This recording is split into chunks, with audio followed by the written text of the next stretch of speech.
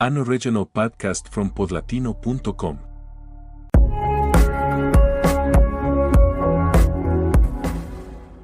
In the bustling heart of Los Angeles, Maria tucks her weekly earnings under her mattress. She's been doing this for years. No bank accounts, no credit cards, just cash. For her, it's not just about habit, it's about trust, or the lack of it. Maria is not alone. Across the United States, millions of Latinos avoid the traditional banking system. According to the FDIC, nearly 12% of Hispanic households are unbanked, more than twice the national average. And when you include the underbanked, those who have a bank account but still rely on services like money orders, payday loans, or check cashing outlets, the number jumps significantly. Why is this happening in the world's most advanced economy? Why is cash still king in so many Latino households? Let's start with history. But many Latinos come from countries where banks collapsed, where inflation wiped out savings overnight, or where corrupt institutions made people wary of any financial system. That fear crosses borders. When immigrants come to the US, they carry not only their culture and language, but also their financial caution. Add to that the challenges of documentation.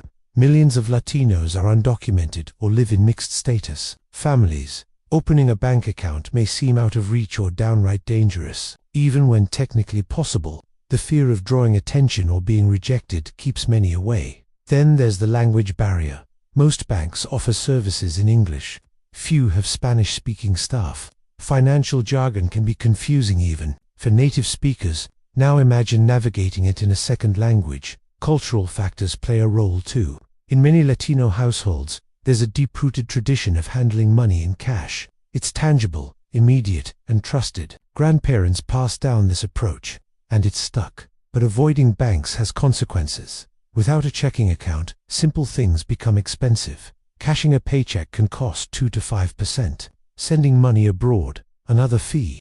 No access to savings accounts. Number credit history. No financial safety net. When emergencies hit, these families turn to payday lenders, often paying 300% interest or more. It becomes a cycle. Avoid banks gives use expensive alternatives, gives lose money, gives remain financially vulnerable. But change is coming. Fintech companies are starting to see this gap as an opportunity. Apps like Remitly, Chime, and Dreamers Roadmap are creating banking alternatives tailored to Latino communities. Some allow account openings with consular IDs. Others offer full Spanish language support. Many focus on transparency, no hidden fees, and mobile-first access. Community organizations are stepping into programs like Ventura County's MICOP or Mission Asset Fund in San Francisco help Latinos build credit through community lending circles, known as cestas or tandas, and education is key. Financial literacy programs in schools, churches, and even local supermarkets are teaching Latinos how to navigate the system.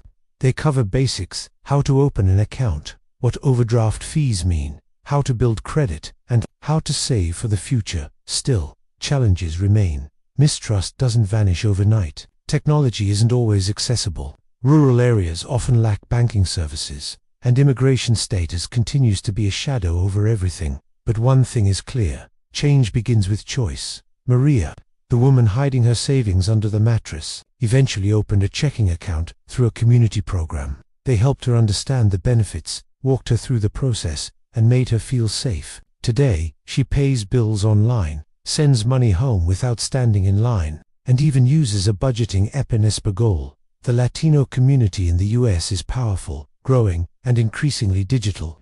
If banks want their trust, they must show up with the right tools, in the right language, and with genuine respect. Cash might still be king, but trust, access, and education, that's the new currency of financial empowerment. This is Money Talks, Latino edition, where we dive into the financial realities and possibilities of our community. In our next episode, we look at how culture and celebration can impact your wallet, from quinceañeras to weddings and everything in between. Thanks for listening.